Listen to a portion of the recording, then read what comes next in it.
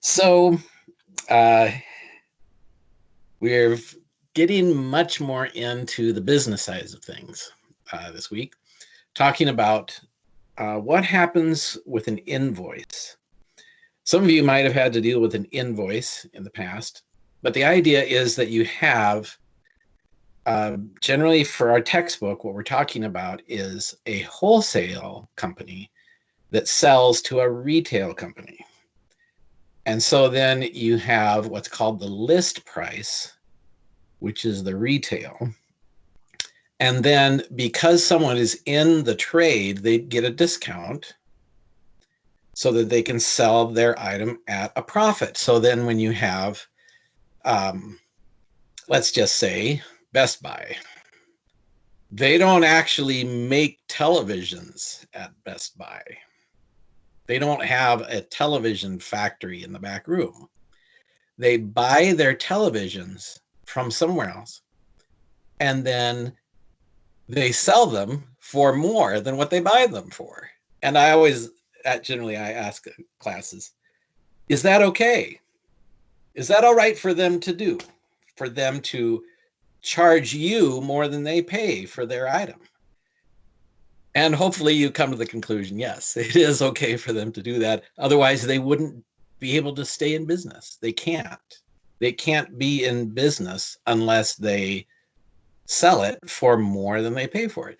And the difference between those two numbers has to pay for all the Best Buy people and all the Best Buy stores where you can walk in and actually see the televisions or whatever you want to do in order to do the thing. And so every retail establishment has to charge you more than what they pay. And so then because they are in the trade, they get something which is called the trade discount. So then when you have the money that comes in and the money that goes out, then you have to keep track of these ideas of the discount that is available. And so then when we have a trade discount, then that tells us how much that difference is between those things. Now, as it turns out, coming up shortly, we're going to change all of the terms that we use for these numbers.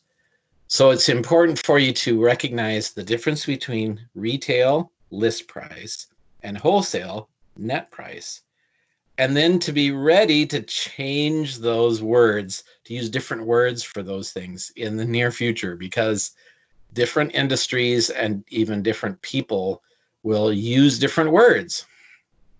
Now, I worked for about 10 years as an estimator for a wholesale company. So I know what this kind of stuff is about, and I know how confusing it can be. So please let me know if you have questions about that. And then we also have what's called a series discount. When a wholesaler will go to the retailer and will say, I will not only give you a 30% discount, I'll give you an additional 10%. But as it turns out, that doesn't add together. It's not the same as 30 plus 10. It's 30% and then it's 10% off of that other number. So then how that actually works and what it sounds like and what it looks like and the numbers involved, that's what we're going to be talking about. And then we have the quiz, which will include the material about algebra and equations and so on.